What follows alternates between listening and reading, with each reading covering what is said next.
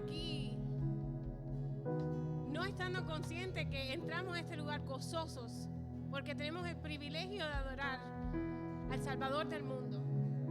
Así que sonríele a tu hermano y dile: Dios te bendiga en esta mañana. Ahí alto para que todos lo escuchen. Dios te bendiga, mi hermano. Dios te bendiga. El hermano Luis compartía el domingo pasado, si no me equivoco, un statement, algo que dijo Cristo acerca de quién Él era. Y dijo que Él era la vid y nosotros éramos los pámpanos, y fuera de Él nada podíamos hacer. Y hoy yo quisiera compartir con ustedes otro de estos statements que Jesús dijo. Y en Juan 14 dice: Jesús les dijo: yo soy el camino y la verdad y la vida, y nadie viene al Padre sino por mí. En esta mañana tú y yo tenemos el privilegio de adorar a Jesucristo, al Mesías verdadero, al único, al que vino y entregó su vida por ti y por mí en una cruz para que nosotros pudiéramos tener salvación por medio de Él. Él es el camino, el único camino, la única verdad y la vida. Y no veremos al Padre si no es a través de Él. Así que en esta mañana, conociendo quién es Cristo, te invito a que cantes con gozo, porque ya tú lo tienes. Sabes la verdad, tienes el camino al Padre. Así que te invito a que cantes con nosotros en esta mañana y le digas: gracias, Cristo, gracias, Mesías, por salvarme, por ser mi Redentor. Canta con nosotros en esta mañana.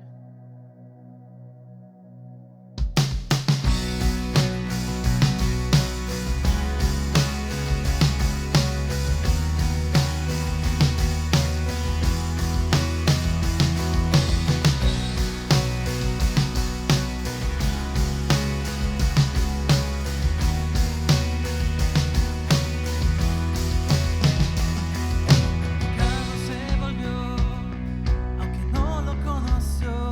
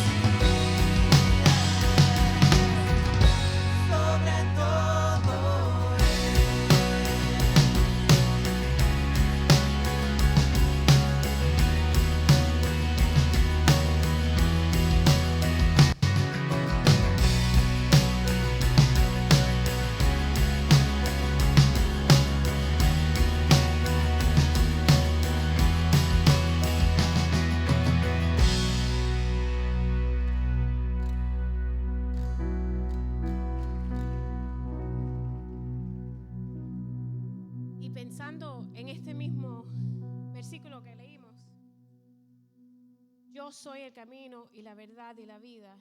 Nadie viene al Padre sino por mí. Juan está lleno de versículos donde Jesús dijo, yo soy.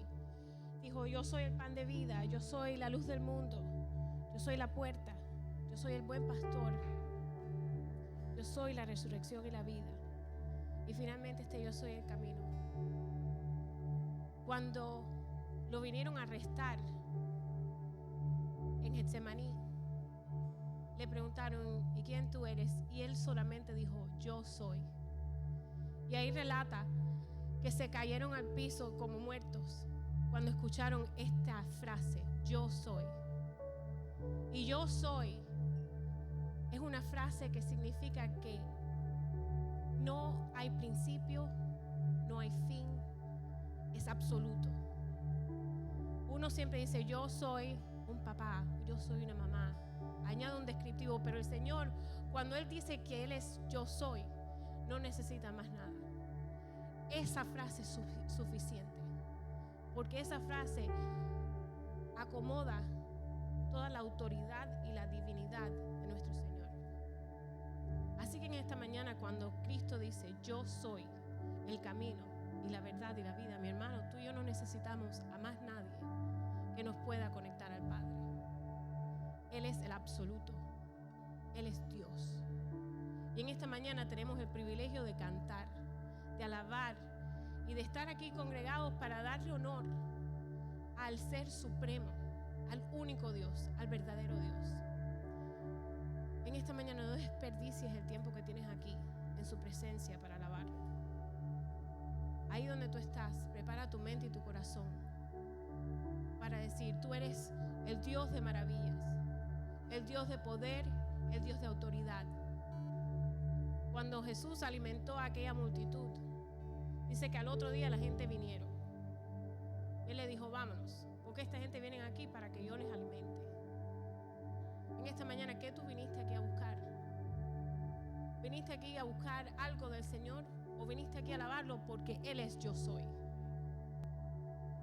En esta mañana, ahí donde tú estás, entrégate al Señor, búscalo de corazón, alábalo con sinceridad y dile, yo sé quién tú eres el gran yo soy. A ti te vengo a alabar y glorificar. Gracias, Señor, por este tiempo que podemos estar aquí en tu presencia.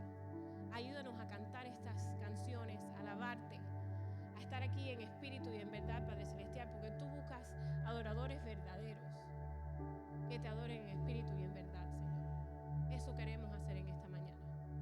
Alabar tu santo y bendito nombre, Padre Celestial, como tú mereces.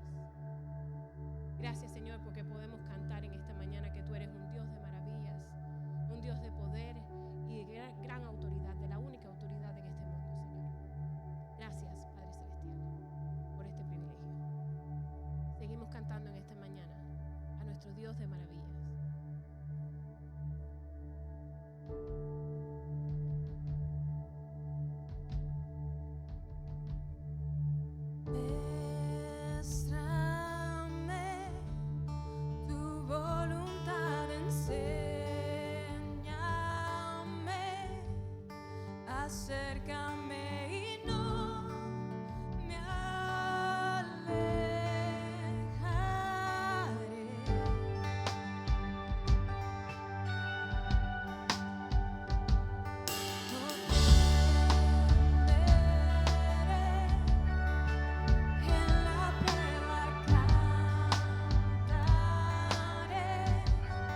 Aún en la oscuridad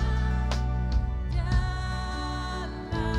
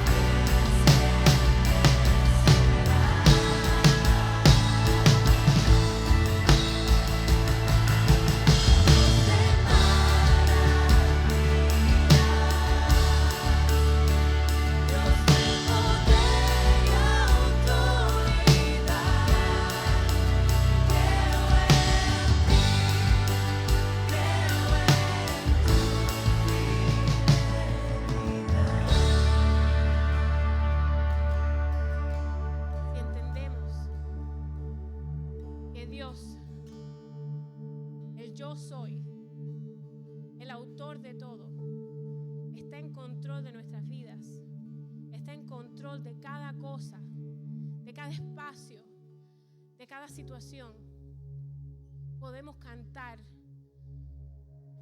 esta canción que dice: aún en medio de la oscuridad yo te alabaré. En esta mañana tenemos un Dios poderoso, grande, fiel, un Dios santo. En su santidad reconocemos que todos los demás atributos son verdaderos. Él es santo, Él es fiel, Él es justo, Él es misericordioso, y podemos añadir.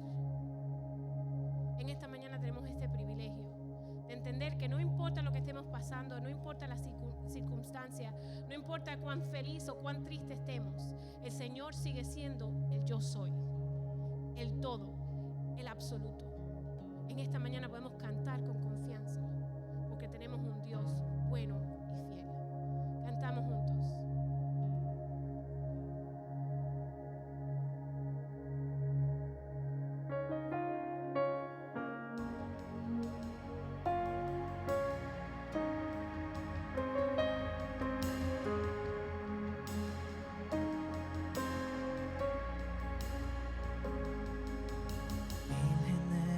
Se postran a adorarle, le cantan al Cordero que venció. Los que nos precedieron y los que en él creerán, le cantarán a aquel que ya venció. Tu nombre es más alto, tu nombre es más grande, tu nombre sobre todo es. Dominios y tronos, poderes y reinos, tu nombre sobre todo es. Cantan ángeles, santo, claman la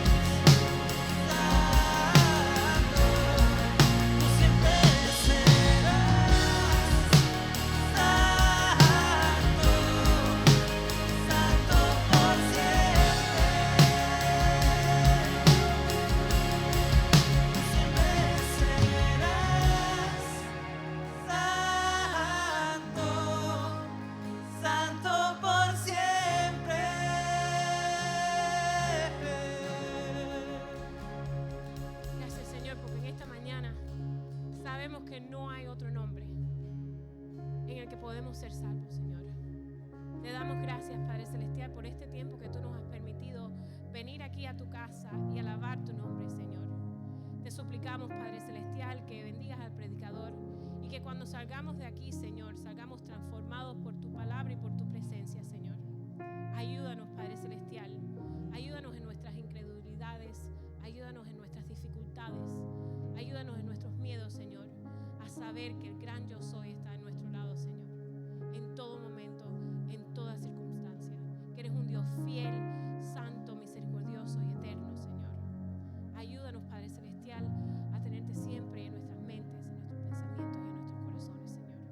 Bendice también aquí a cualquier persona que puede estar aquí y no te conozca, Señor. Háblale a su corazón, Señor, háblale a su mente, y que ellos también puedan tener esta seguridad, bendición y paz, Padre Celestial, que solamente viene de ti. En el nombre de Cristo oramos. Amén. Gracias, mis hermanos. Se pueden sentar y los niños pueden ir pasando a su clase.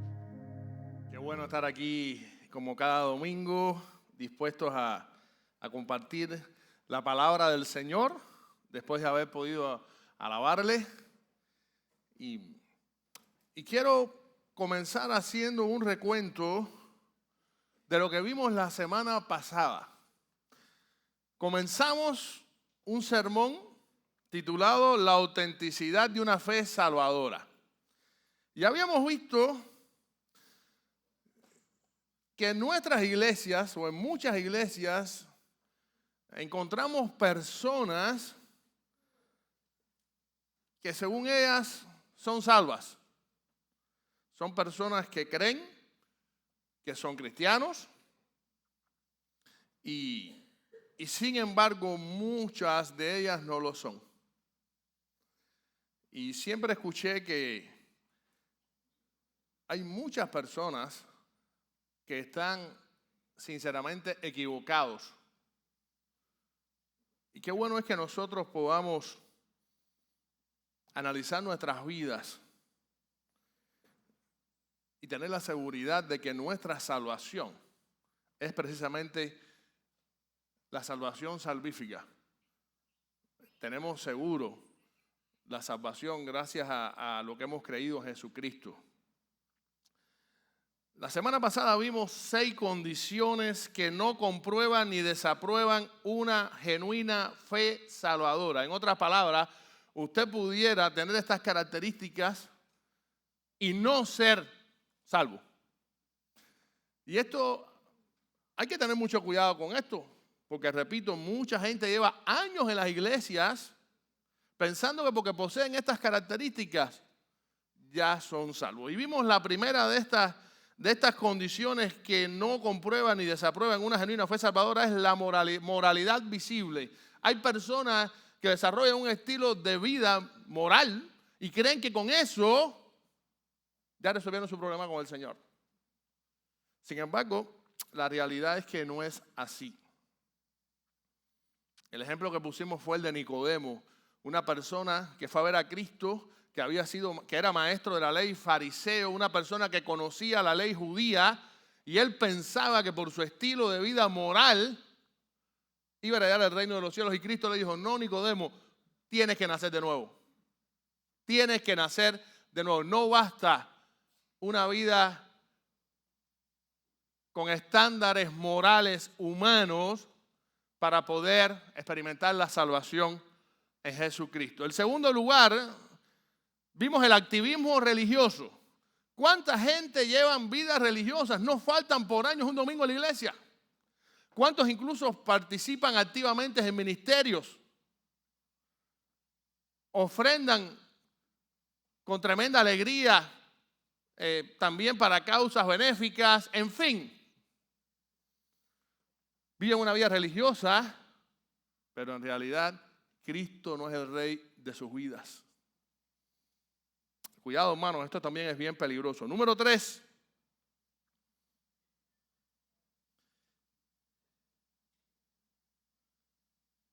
Vimos también convicción de pecado.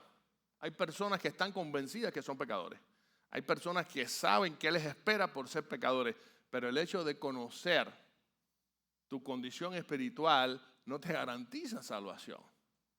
Pregunto, ¿eres consecuente con esa condición? ¿De qué te vale conocer las leyes del estado de la Florida si las violas? Lo mismo pasa con la ley de Dios. Cuidado, hermanos, con creer que tu convicción de pecado te garantiza vida eterna. No es así. También hablamos de la percepción personal. Hay personas que creen, yo soy cristiano porque estoy seguro de serlo. Siento esa convicción en mi corazón. Sin embargo, Proverbios 14:12 nos recuerda algo. Hay camino que al hombre le parece derecho, pero su fin es camino de muerte. Nunca tu convicción, disculpen, tu percepción, seguridad personal que puedas tener es garantía de salvación. Repito, si no has aceptado a Cristo, no importa cuán salvo te percibas. También estuvimos analizando otro elemento, un tiempo de decisión. Sí, yo soy salvo, porque yo recuerdo que un día, hace 25 años, el pastor hizo un llamado y yo levanté la mano. Y hay gente que con eso ya se creen que han resuelto su situación con Dios. Y asocian esa respuesta emocional en ciertos momentos de sus vidas a la salvación, cuando en realidad no es así. Segunda Timoteo 3:5 habla de que hay mucha gente que tendrá apariencia de piedad, pero negarán la eficacia de ella. Cuidado, hermanos, no caigamos en esta trampa.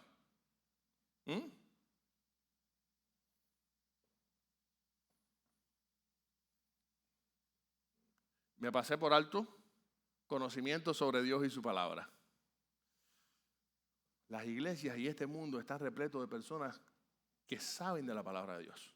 Intelectualmente tienen un dominio tremendo. Incluso usted puede ir a universidades donde tristemente hay personas al frente de la cátedra de teología que son ateos por el simple hecho de que conocen intelectualmente la palabra de Dios. ¿Cuán perdidos están también esas personas, hermanos?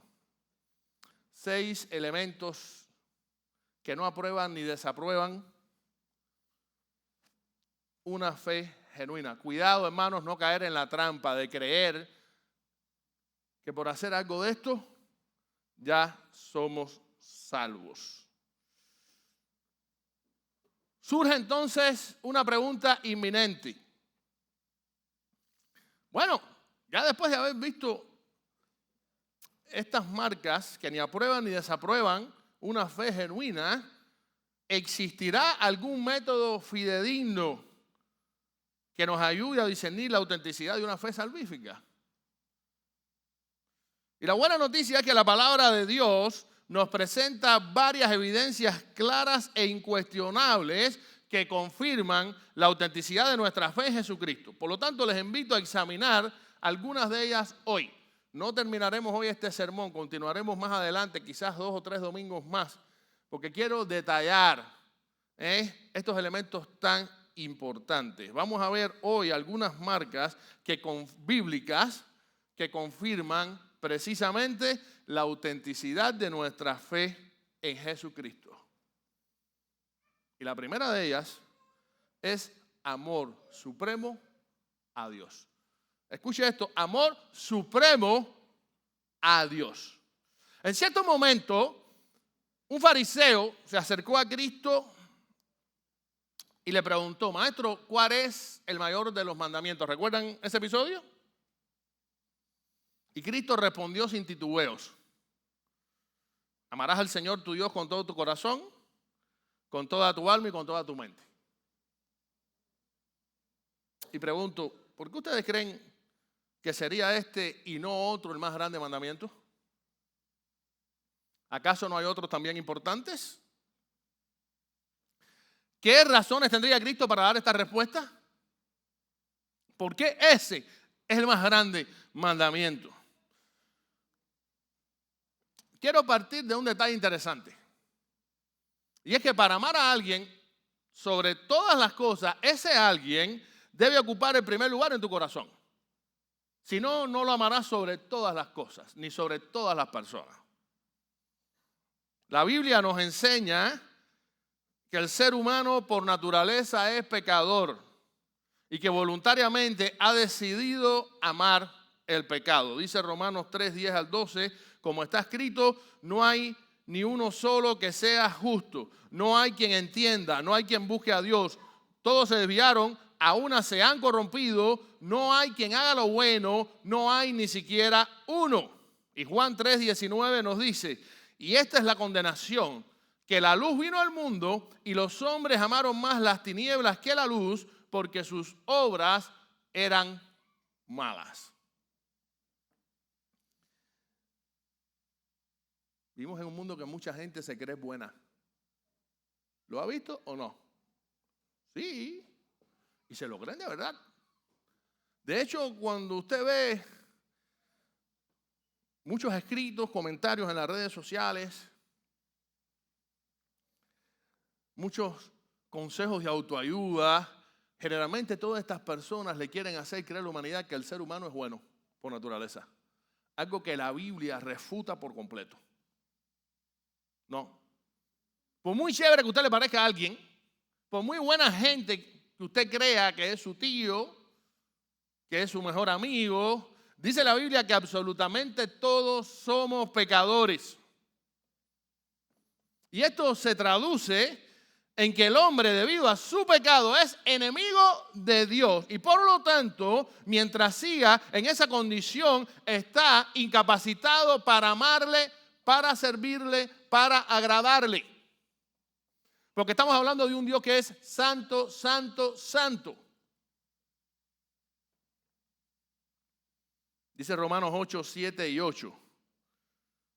Las intenciones de la carne llevan a la enemistad contra Dios, porque no se sujetan a la ley de Dios, ni tampoco pueden. Además, los que viven según la carne no pueden agradar a Dios. Por mucho que usted se esfuerce, si usted es esclavo del pecado, usted no podrá llenar el estándar que Dios pide de santidad. No podrá. Somos pecadores. Y el más mínimo de nuestros pecados nos aleja de Dios para siempre. Así de santo es Dios y así de pecadores somos nosotros. Sin embargo, existe una sola forma en la que esta triste realidad se puede revertir. Una sola. No hay dos, no hay tres, no, una sola. Y se llama Jesucristo. No importa lo que usted crea. No importa lo que le hayan enseñado desde niño. No importa lo que usted de manera sincera ha albergado en su corazón respecto a Dios y respecto a su relación con Dios. No importa. Solo podemos reconciliarnos con Dios a través de la persona de Jesucristo. Y es que efectivamente Dios en su infinita misericordia envió a su Hijo Jesucristo para que muriera en una cruz por los pecados de la humanidad, propiciando así que todo aquel que acepte en fe tal sacrificio sea libre del castigo que merecen sus pecados y obtenga vida eterna. No hay otra manera, hermano. Las obras no te pueden dar lo que Cristo te ofrece. La religión tampoco. Solo Jesucristo. Dice Juan 3:16, el pasaje quizás más conocido de la Biblia, porque de tal manera amó Dios al mundo que ha dado a su Hijo unigénito para que todo aquel que en Él cree no se pierda, mas tenga vida eterna. No hay otro camino, no hay otra forma, no hay otra manera. Solo a través de Jesucristo, el ser humano pecador por naturaleza puede reconciliarse con Dios. Y ojo, repito esto nuevamente, desde que abrimos nuestros ojos en este mundo, somos declarados enemigos de Dios. No importa lo que usted crea, no importa lo que le han enseñado. Somos pecadores por naturaleza, enemigos de Dios. Mucha gente no cree que tiene ese estatus. Hay gente que dice, bueno, en realidad, yo no soy fanático religioso, pero yo me siento bien con Dios. Yo no me creo enemigo de Dios. Hermano, no importa lo que creas de ti. Lo que verdaderamente importa es lo que Dios cree de ti. ¿Nunca has analizado eso? A veces nos esforzamos tanto en tratar de dar una buena imagen Porque tenemos miedo que la gente pueda pensar mal de nosotros. Y lo menos que nos importa es entonces lo que Dios piensa de nosotros. Esta es una realidad triste que abunda en este mundo. Dice 2 Corintios 5:18, todo esto proviene de Dios, quien por medio de Cristo nos reconcilió consigo mismo. Solo podemos ser reconciliados con Dios a través de Jesucristo. Por eso el propio Jesús declaró en una ocasión: yo soy el camino, la verdad y la vida. Nadie, absolutamente nadie, puede venir a Dios, puede reconciliarse con Dios si no es a través de mí. Palabras claras de Jesucristo. Así las cosas, el hombre que ha aceptado a Cristo como Salvador de su vida pasa de ser enemigo de Dios a ser su hijo. Todo lo contrario. ¿Qué cambio tan drástico? Yo recuerdo que cuando llegué a este país, vine en una balsa, en un bote inventado ahí, en aquella travesía loca, habían personas que yo no conocía muy bien, que nunca había visto, excepto cuando nos montamos ahí. Pero bueno, tuvimos algunas horas de viaje como para conocernos, pero sucedió algo. Cuando llegamos, muchos cogimos cada cual nuestro camino y pasaron años y años y no pudimos vernos. Y un día se me acerca alguien en cierta situación, en un evento público, y se me acerca y viene a abrazarme de lo más contento. Y dice: Samuel. Oye, hermano, y a mí ustedes me mataron. Yo no sabía quién era aquella persona. De verdad. Y yo diciendo, Dios mío, pero entonces veo que me empieza a hablar con tremenda empatía. ¿Usted me conoce? ¿Quién será? Yo sé que muchos de ustedes se ríen porque le ha pasado igual. Y de pronto me dice: chico, ¿tú no te acuerdas de las personas que vinieron contigo en la balsa? Hermano, era otro. Lo vi tan blanquito, tan bien vestido, con unos modales que parecía un lord inglés. Yo le vi hasta el pelo más lacio. No sé, un olorcito rico. Era otra persona. Por completo. Había cambiado por completo.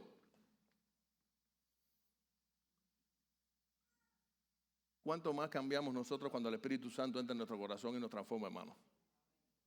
El cambio físico que podamos experimentar para bien o para mal en este mundo no es nada en comparación con lo que solo el Espíritu Santo puede hacer en nuestra vida cuando aceptamos a Cristo como Señor y Salvador de nosotros.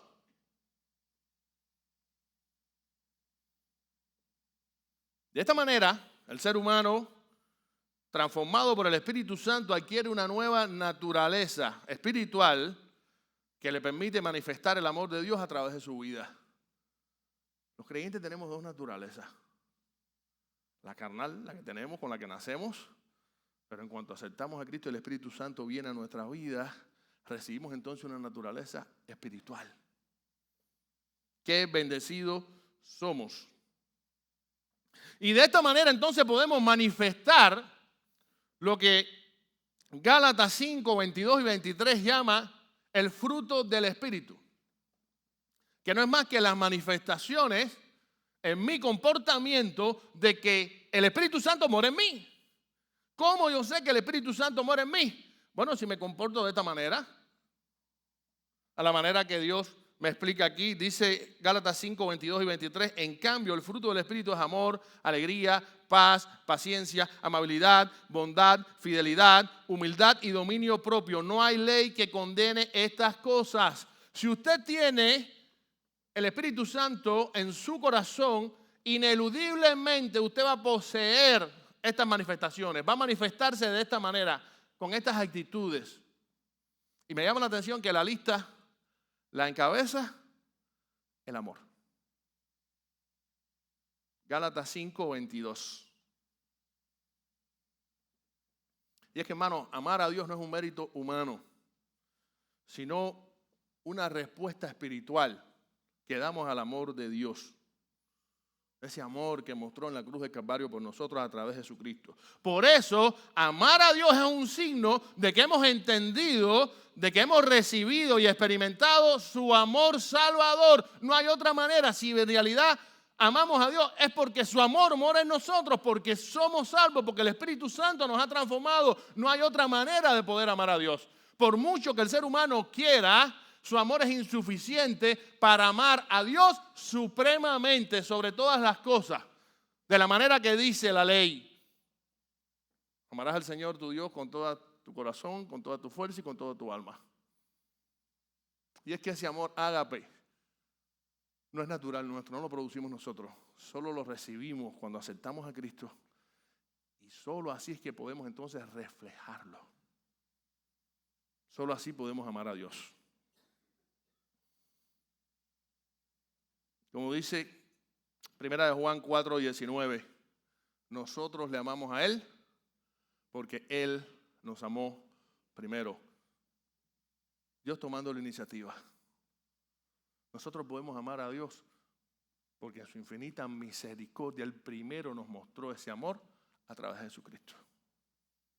Y es por eso única y exclusivamente que podemos amarlo sobre todas las cosas. En otras palabras, solo un corazón regenerado por el Espíritu Santo puede amar verdaderamente a Dios, y ese amor es su primera evidencia visible.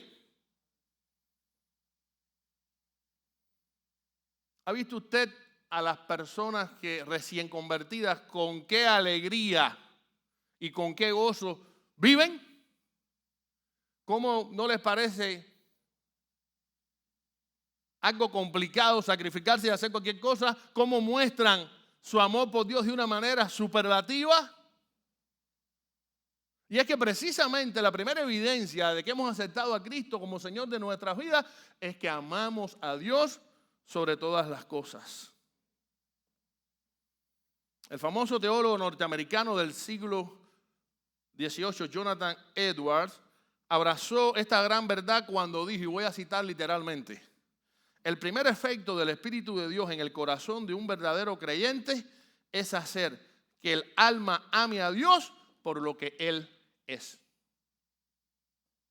Ni siquiera por lo que Dios me da, por lo que Dios es. Por tanto, amar a Dios no es solo un deber cristiano, sino la señal viva de que la fe que profesamos es salvadora. Créeme, hermano, si en realidad amas primariamente a Dios, si amas supremamente a Dios, si Dios es lo primero en tu vida, si no hay nada que ames más que a Dios ni nadie, tú eres cristiano. Tu fe es salvífica, es salvadora, es genuina. Por eso te pregunto, a modo de test espiritual, ¿amas así a Dios o a tu manera? ¿Amas su naturaleza? ¿Amas su nombre? ¿Amas su santidad, esa que te confronta constantemente contra el pecado que mora en tu corazón? ¿Amas su reino?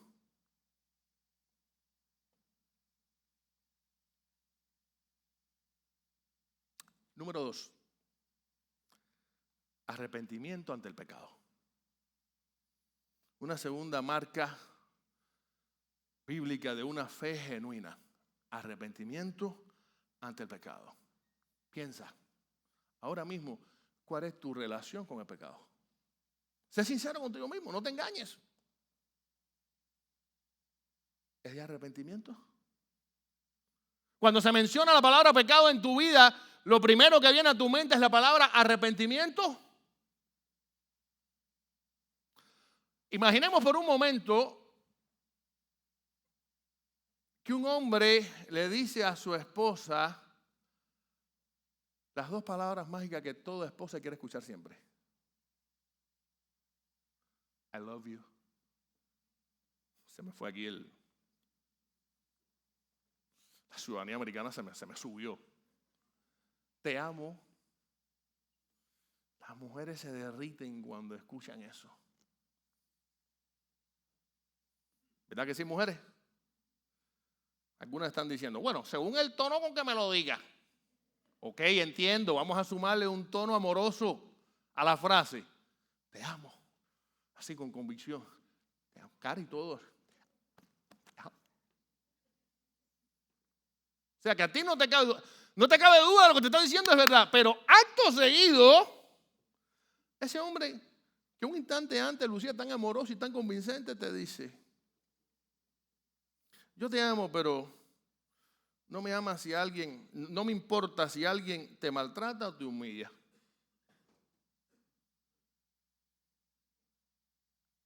Luce contradictoria esa declaración, ¿cierto? Ya estoy seguro que ahí la sonrisa se pierde. Porque no tiene sentido que a alguien que en realidad te ama no le importe lo que te sucede. Por el contrario, pregunto, ¿eso es amor? No, claro que no. El amor genuino se indigna ante lo que hiere al ser amado. No hay otra manera de entenderlo. De igual manera, si decimos que amamos a Dios, pero no le damos importancia a aquello que ofende a Dios, que es el pecado, el amor que profesamos es falso. No importa cuánto usted cree que ama a Dios. Si a usted no le ofende el pecado que ofende a Dios, ese amor que usted le profesa es falso. Sí, hermano, porque amar a Dios implica amar lo que Él ama y aborrecer lo que Él aborrece. No se puede amar a Dios y al mismo tiempo tolerar, excusar o justificar el pecado bajo ningún concepto, porque el pecado es una ofensa, es una rebelión contra su carácter, su voluntad y su gloria.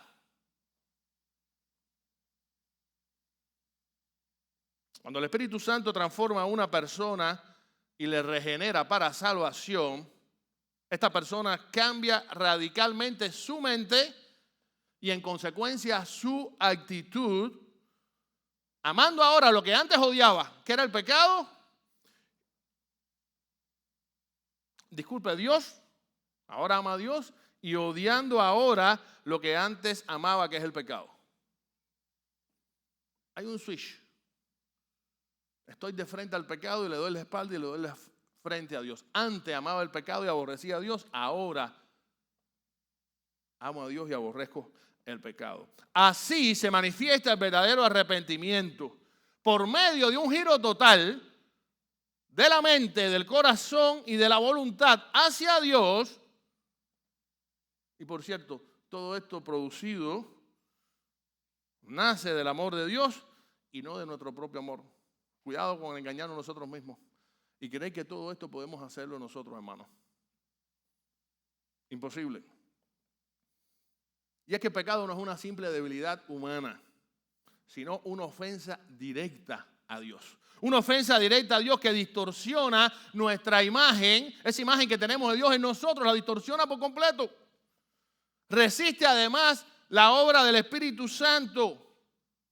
Intenta desacreditar su nombre y se opone al reino eterno de Dios. Dice Juan 3:8, el que practica el pecado es del diablo, porque el diablo peca desde el principio, pero para esto apareció el Hijo de Dios, para deshacer las obras del diablo.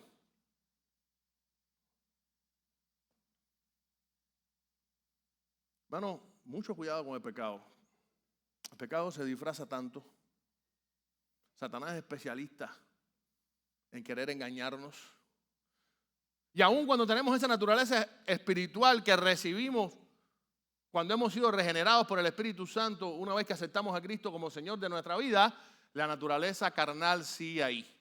Y tenemos que luchar con ella diariamente. Por eso Pablo, el gran Pablo decía, lo que quiero hacer, no hago. Y lo que sé que no puedo hacer, eso hago. ¡Ay de mí! Que tengo que luchar diariamente contra el pecado que está en mi corazón. Y pregunto, ¿somos nosotros diferentes a Pablo? Esa lucha es diaria. Y a muerte. Hermanos, quien ama verdaderamente a Dios no puede permanecer indiferente ante el pecado que intenta destruir todo lo que Dios es. Imposible. ¿Ama realmente a Dios de esta manera?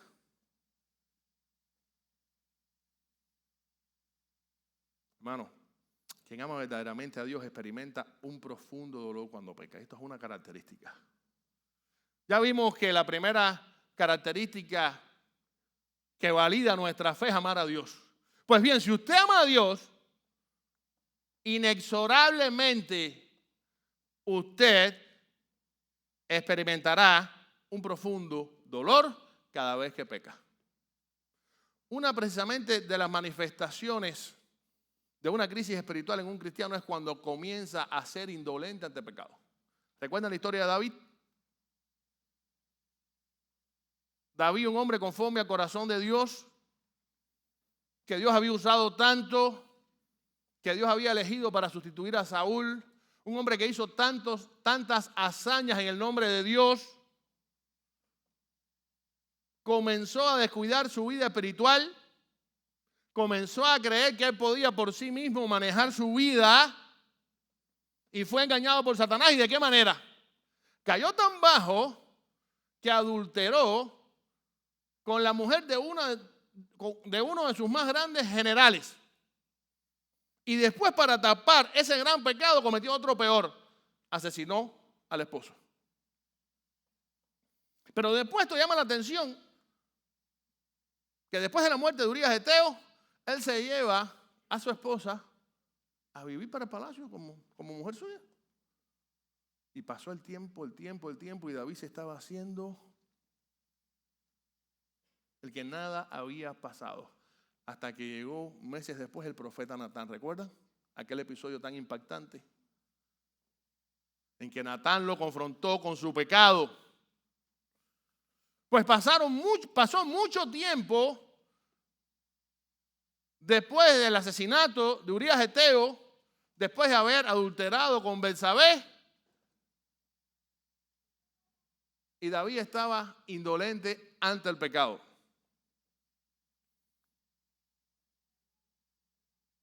Tuvo que enviar Dios a un profeta para confrontarlo. Repito, quien ama verdaderamente a Dios experimenta un profundo dolor cuanto peca. Y después lo vimos en el propio David. Él no refutó. Él no intentó defenderse. Cuando después de haberle contado una parábola de manera inteligente, Natán le dijo: tú eres ese hombre. Dice la Biblia que automáticamente David dijo: he pecado. De una manera sincera, David reconoció su pecado. Y cuando leemos el Salmo 51 vemos cuánto dolor experimentó David, cuánto dolor refleja en ese Salmo, precisamente ¿por qué? Por haber pecado de la manera que lo hizo contra Dios. Lo que parecía una temporada en la que nada pasaba por el corazón de David, en el Salmo 51 vemos que David se consumió durante ese tiempo. Dice 1 Corintios 7:10, la tristeza que proviene de Dios produce arrepentimiento para salvación y de esta no hay que arrepentirse, pero la tristeza que proviene del mundo produce muerte. Y esto lo vimos cuando estuvimos predicando hace algunas semanas un sermón sobre Judas Iscariote. Judas experimentó un dolor en su corazón, pero que no fue un genuino arrepentimiento, sino remordimiento por haber hecho algo malo y por las consecuencias que esto trajo. ¿Notan la diferencia? Por lo tanto, su dolor, su tristeza no fue para salvación, sino para perdición. Sin embargo, Pedro negó a Cristo 3 veces. Incluso después que Cristo se lo había predicho: Pedro, me vas a negar 3 veces antes que el gallo cante. Y Pedro desafió a Cristo: no, hombre, no, yo nunca haré esto, Señor. Y cuando sucedió, dice la Biblia que Pedro salió afuera y lloró, ¿qué cosa? Amargamente. Sintió un dolor tan grande en su corazón. Pero después vemos que Pedro regresó a Cristo arrepentido. Por lo tanto, ese dolor que experimentó fue para salvación. Ahorita había mencionado el Salmo 51. Dicen los versículos del 1 al 3. Ten piedad de mí, oh Dios, conforme a tu misericordia, conforme a la multitud de tus piedades. Borra mis rebeliones, lávame más y más de mi maldad y límpiame de mi pecado, porque yo reconozco mis rebeliones y mi pecado está siempre delante de mí. Palabras textuales de David. Así se sentía el corazón de David después de haber pecado contra Dios, adulterando con Betsabé y asesinando a su amigo Urías Eteo.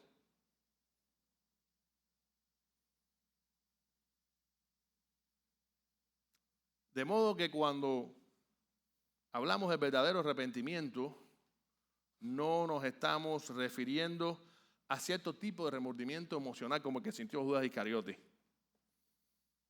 ni al miedo a las consecuencias del pecado, sino a un giro total de mente, de corazón y de voluntad hacia Dios que nace del amor divino y no de nuestro propio sentimiento, nuestro propio corazón.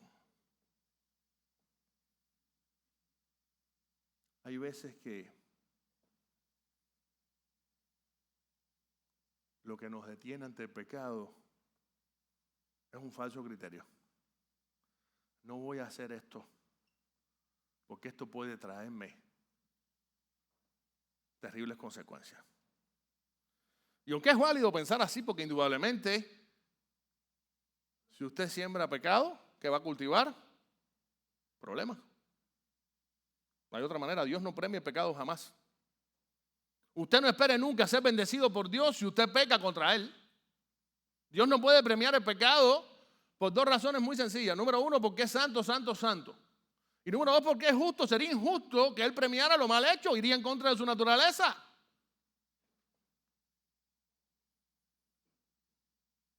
Pero aquella persona que en realidad ama a Dios, cuando peca, se duele. Y no porque está calculando lo que le puede venir, sino porque le duele haber herido el corazón de Dios.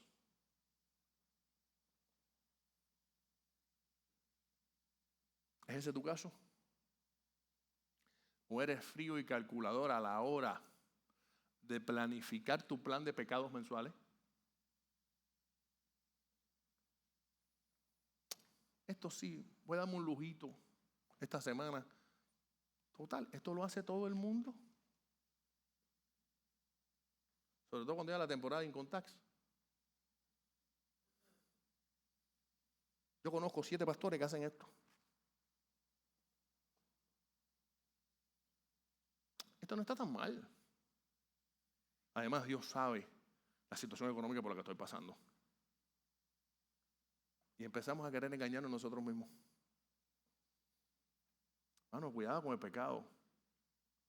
El pecado jamás traerá buenas consecuencias a nuestra vida. Pero en realidad debemos evitarlo en primer lugar porque nos duele herir a nuestro Dios. A ese que nos creó. A ese que envió a su Hijo Jesucristo. A ese al que acudimos diariamente cada vez que tenemos un problema. Ese es el verdadero amor. En segundo lugar, quien ama verdaderamente a Dios confiesa con regularidad y sinceridad su pecado ante Él. Dice 1 Juan 1:9, si confesamos nuestros pecados, Él es fiel y justo para perdonar nuestros pecados y limpiarnos de toda maldad. Retomando la historia de Judas. Después que Judas entregó a Cristo, empezó a golpearle su conciencia, un remordimiento muy grande. Empezó a sentirse mal. Y una de las cosas que hizo fue regresar ante los sumos sacerdotes y ante los ancianos que habían negociado con él la entrega de Cristo y devolverles el dinero. ¿Recuerdan? Las monedas de plata que antes había asumido tan gozoso, ahora esas monedas le quemaban las manos. No lo dejaban dormir. Y él pensó que devolviendo las monedas, ese dolor que sentía en su corazón iba a desaparecer, pero no sucedió así. Siguió acrecentándose. Y entonces le confiesa a esos hombres malvados Es pecado porque he entregado sangre inocente. ¿Y cuál fue la respuesta de esta gente? ¿Y qué nos importa a nosotros? Allá tú. ¿Ese es tu maletín, Judas? Nosotros no te obligamos ni nada de eso. Es más, yo imagino que estos sumos sacerdotes y estos líderes judíos, estos ancianos, después que Judas hizo esto y se fue, habrán dicho, ¿qué tipo más bajo este? Porque ni siquiera pidió mucho. ¿No se han puesto a pensar eso? Las 30 monedas de plata aquella era el valor que tenía el precio de un esclavo. Ni siquiera Judas pidió mucho por entregar a Cristo. Y ahora con cargo de conciencia. Pero Judas cometió un gran error. Él confesó su pecado, pero no a Dios, contra quien había pecado primariamente. Él intentó confesar su pecado ante los hombres, hombres tan malvados como él y tan pecadores como él. Y tenemos que tener esto bien claro, hermano. Necesitamos urgentemente confesar cada día nuestros pecados a Dios, porque cada día le ofendemos, aún sin darnos cuenta. Así somos de pecadores y así de santo es Él. David en uno de sus salmos decía, Señor, líbrame incluso de aquellos pecados que me son ocultos.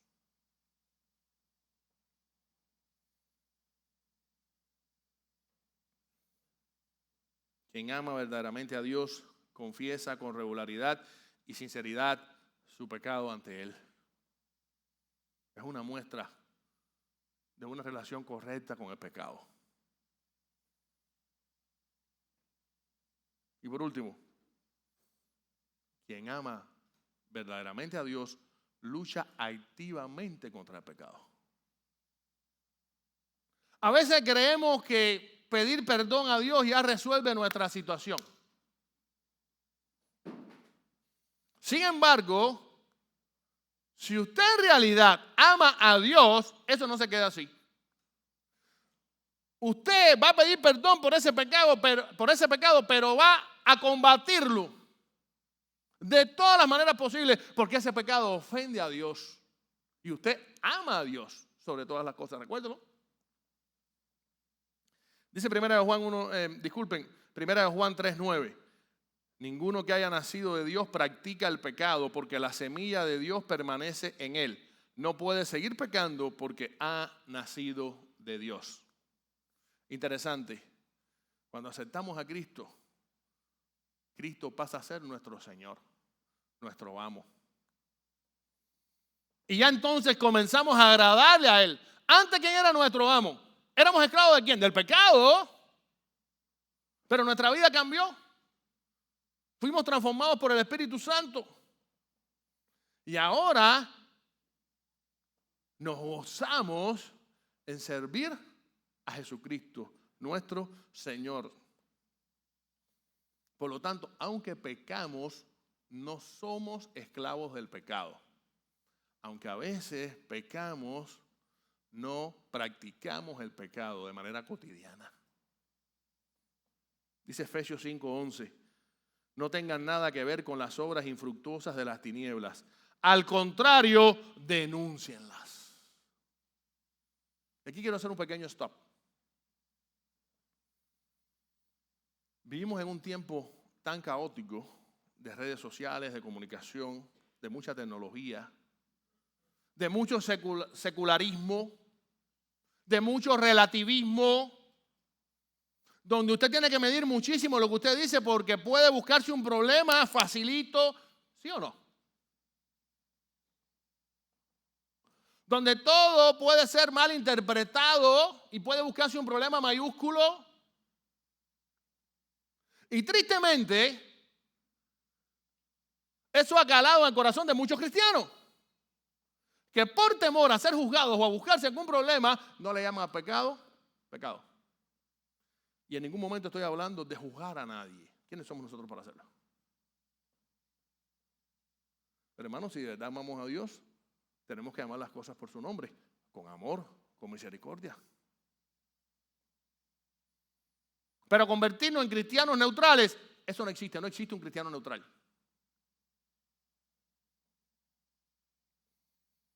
Los verdaderos cristianos luchamos activamente contra el pecado.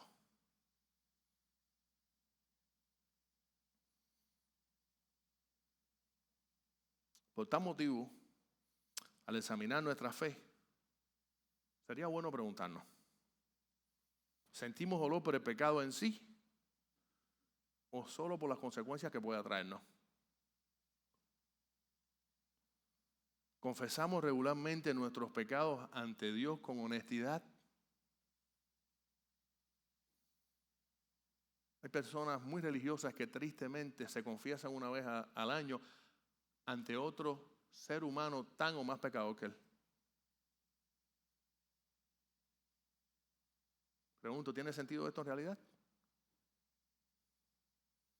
¿Crees tú que venir a mí, que soy el pastor, y contarme todo lo que te pasa, eso resuelve tu relación con Dios? ¿Te reconcilia con Dios? ¿Crees en realidad que yo puedo perdonar tus pecados? Solo Dios puede hacerlo. Por eso tenemos que confesar nuestros pecados diariamente ante Él. Pero con una garantía: Él es fiel y justo para perdonar nuestros pecados y limpiarnos de toda maldad. Nosotros no vamos a ir a un Dios que va a tomar represalia contra nosotros, porque Él es nuestro Padre Celestial. Habíamos hablado que ahora pasamos a ser enemigos de Dios a hijos de Él. Y siempre un padre quiere lo mejor para sus hijos. ¿Cuánto más un Padre Celestial y perfecto como Dios no querrá lo mejor para nosotros? Y nos cubre de misericordia cuando caemos. Y que quede claro esto: nosotros no debemos confesar nuestros pecados para que Dios se entere de lo que hicimos. No, Dios lo sabe todo. ¿Sí o no? No, ese no es el punto. Es un ejercicio espiritual que nos hace bien a nosotros, que mantiene nuestra comunión con Él de una manera correcta. ¿Qué sentido tiene intentar ocultar nuestro pecado? A veces condenamos a David por lo que hizo, pero muchas veces hacemos lo mismo. Y dejamos para mañana esa oración de confesión. Y pasan 2 días y 3 días y cuando viene a ver estoy involucrado en otro pecado y se me olvidó pedirle al Señor perdón por otro que hice. Y se va acumulando y se va volviendo una avalancha en nuestro corazón y comenzamos a volvernos indolentes a tal punto que creemos que no debemos darle cuenta a Dios de nada. Total, ya yo soy salvo, puede pensar mucha gente. Y si usted en realidad es salvo y piensa así, es que está en medio de una crisis espiritual y que tiene que hacer un reajuste urgente de su vida. Porque si no, va a tener que atenerse a las consecuencias. ¿Estamos luchando de manera activa contra el pecado o nos acomodamos ante él? Bueno, aquel que posee una genuina fe salvadora ama a Dios y odia el pecado que él odia. Y esa actitud resulta en arrepentimiento verdadero.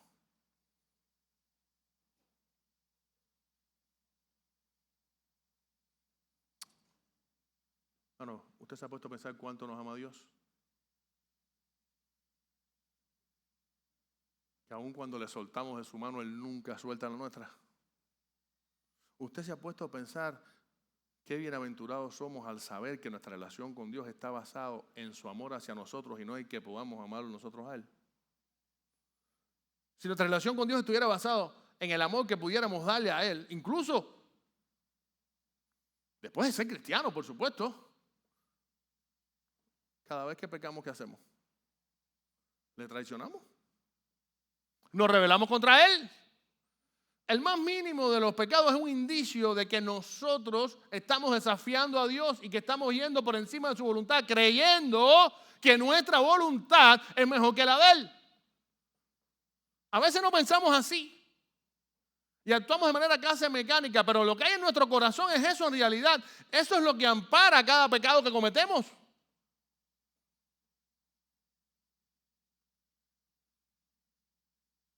Pero un verdadero cristiano siente la necesidad de arrepentirse y de confesar su pecado. Un verdadero cristiano no es frío y calculador, ni saca cálculos antes de cometer algún pecado. Un verdadero creyente se duele cuando traiciona a Dios. Por eso confiesa su pecado. Y lo hace de manera sincera y regular. Bueno, quiera Dios que nosotros podamos hacer un análisis en nuestra vida. Y podamos decir, gloria a Dios porque veo estas marcas bíblicas en mí. Gloria a Dios porque esto me garantiza entonces que la fe que siento en Cristo es genuina, es salvadora y no una fe falsa fabricada por mí mismo.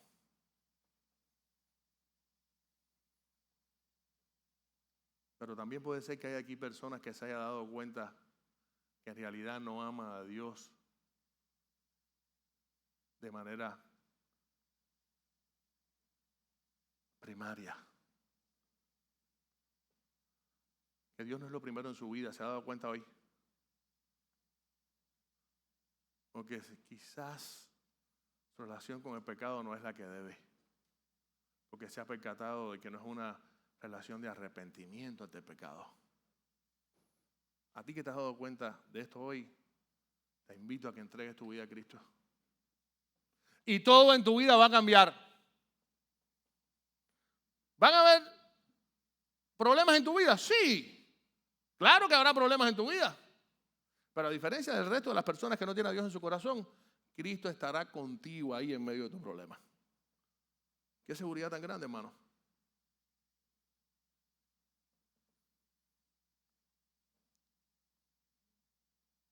A veces no nos percatamos de cuánto confían los niños en nosotros.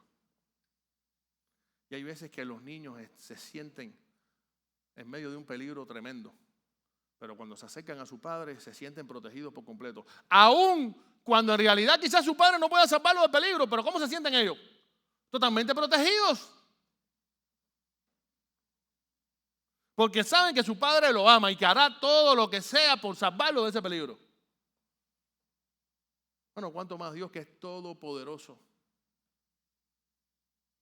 no hará por nosotros, sus hijos.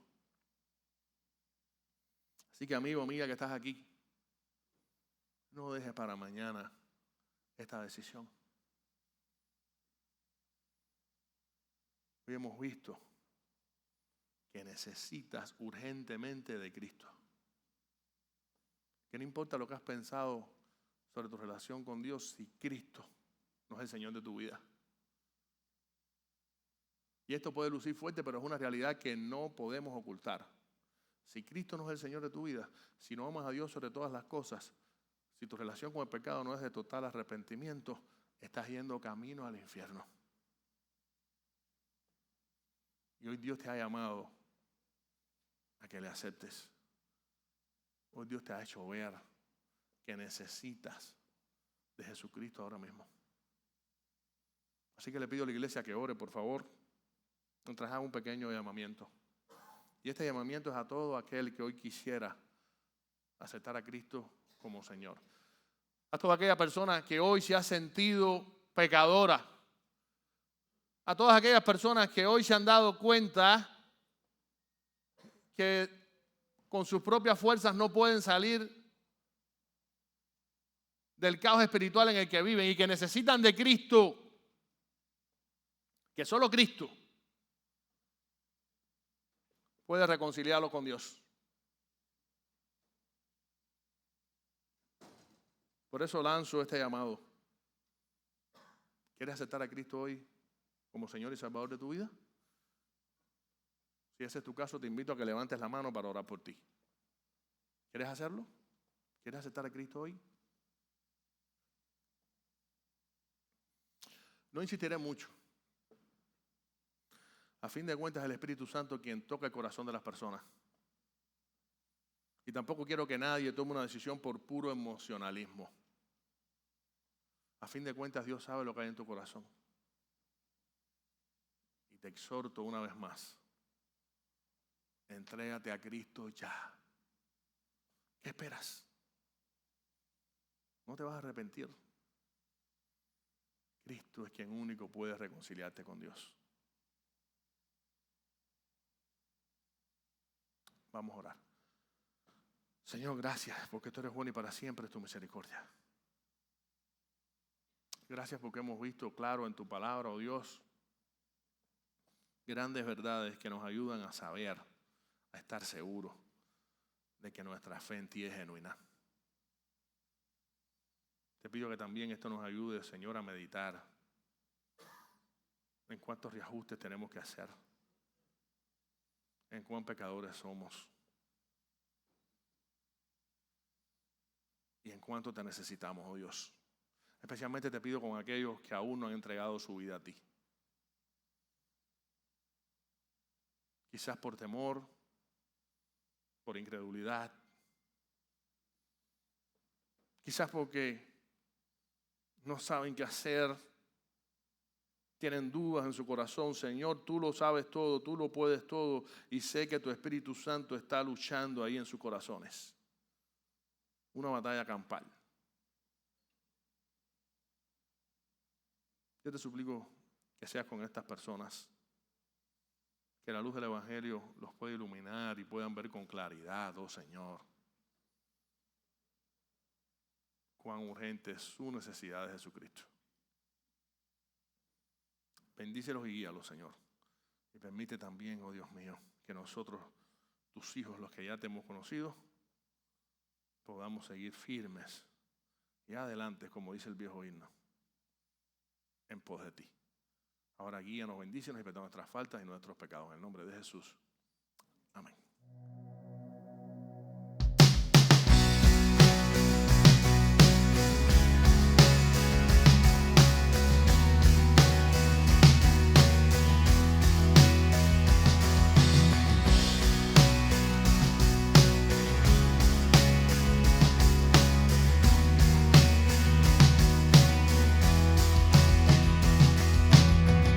Se volvió, aunque no lo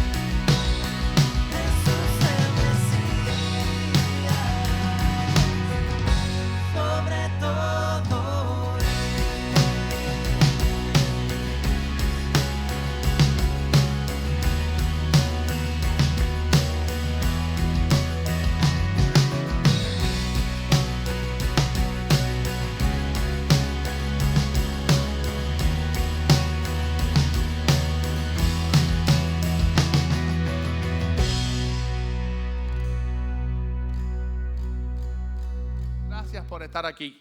De verdad que les damos la bienvenida, pero sobre todas las cosas siempre digo, qué bueno que más allá de lo bien que hayan podido disfrutar con nosotros de este servicio, que juntos hemos podido alabar al Rey de Reyes y Señor de Señores. Eso es una bendición, un privilegio tremendo. Así que bienvenidos y Dios les bendiga.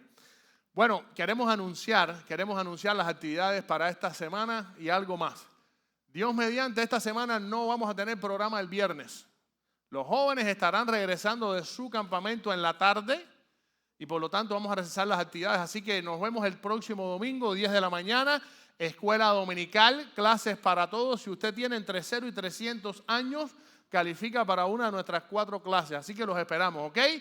11 de la mañana, un culto similar a este, donde juntos vamos a estar alabando al Rey de Reyes a través de la música, donde juntos compartiremos su palabra y donde también podremos disfrutar de la coinonía cristiana después del servicio. Quiero recordar también a los matrimonios, por favor, escuchen, sábado 23 de agosto estaremos celebrando nuestro programa de matrimonios, donde en la Iglesia Bautista Bethesda, que daremos la información exactamente, la dirección, ya la mayoría ha ido, pero por favor, si usted no ha participado y usted está casado, vive en matrimonio con alguien, por favor súmese. Hemos abierto un chat que tenemos que ir llenando también poco a poco, pero una de las cosas que queremos, hermanos, es trabajar con nuestros matrimonios, con nuestra familia, y no hay otra manera que fortalecernos en Dios para esto. Satanás está atacando nuestra familia, está atacando nuestros matrimonios y, hermanos, tenemos que estar alerta. Hemos podido desarrollar ya una serie de programas muy buenos donde aprendemos de la palabra de Dios, como matrimonios. Siempre tenemos una comida a las 7 de la noche, después tenemos el programa a eso de las 8. El domingo que viene daremos más detalles con la dirección exacta. Ya muchos han podido ir, pero queremos que se sumen los que no lo han hecho. Así que recuerden, sábado 23 de agosto, 7 de la noche, estaremos celebrando nuestro programa, lo hacemos cada 2 meses, de matrimonios. Por lo demás, quiero recordar que si usted desea ofrendar hoy físicamente, puede ir al buzón de las ofrendas allá atrás.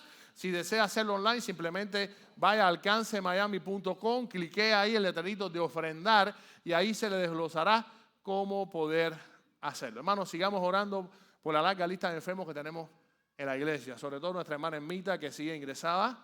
Tenemos aquí al hermano Arturo, qué bueno que estás con nosotros, Arturo, seguimos orando por ti. Tenemos también a Teresa, tenemos a varios hermanos, muchos hermanos. No dejemos de orar, hermanos. Necesitamos orar por ellos y orar por sus familiares. Recuerden, para que Dios los fortalezca también y puedan apoyarlos en medio de esta situación. Y recuerden, hermanos, tenemos una misión que cumplir: predicar el evangelio, hacer discípulos a todas las naciones. De nada nos vale estar aquí y pasarla muy bien si no cumplimos la gran comisión. Así que bueno, de esta manera quiero terminar de una manera solemne y especial, pidiéndole a todos los jóvenes y a todos los adultos, los maestros, guías, consejeros, choferes que mañana van a partir para el campamento de jóvenes, que pasen aquí al frente ahora mismo, que vamos a terminar orando por ellos.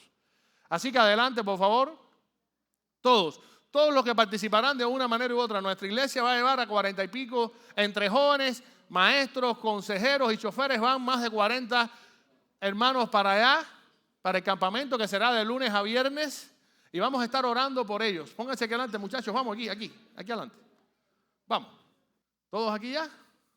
Espero que sí. Y de esta manera nos pondremos en pie, extenderemos nuestros brazos hasta este hermoso grupo.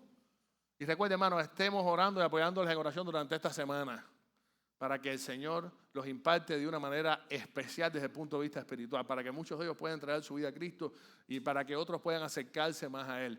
Que Dios bendiga a los maestros, a los consejeros que van a estar ministrándoles también. Que Dios los proteja en su ida y su regreso de accidentes y que podamos recibirlos con gozo el próximo viernes. Así que de esta manera extendemos nuestras manos hasta este grupo y vamos a terminar en oración. Señor, gracias por este hermoso grupo que mañana partirá al campamento de Lake Placid, Señor, para celebrar su retiro de jóvenes. Te pedimos que tú los protejas en su vida, en su estancia y su regreso. Que seas con los choferes, que los libres de accidentes. Que seas con los maestros que impartirán, Señor, las enseñanzas. Que seas con los consejeros que estarán con los alumnos, con los muchachos y estarán ministrándoles día y noche. Que seas con cada uno de estos jóvenes, oh Señor, que puedan abrir su mente, su entendimiento y sus corazones a las enseñanzas que reciban y que todo redunde para bien de tu iglesia, de sus familias y de ellos mismos, oh Dios. En ti confiamos, oh Señor, y te damos gracias porque sabemos que cosecharemos, oh Señor, de esta siembra. Gracias porque tú siempre nos provees de lo necesario.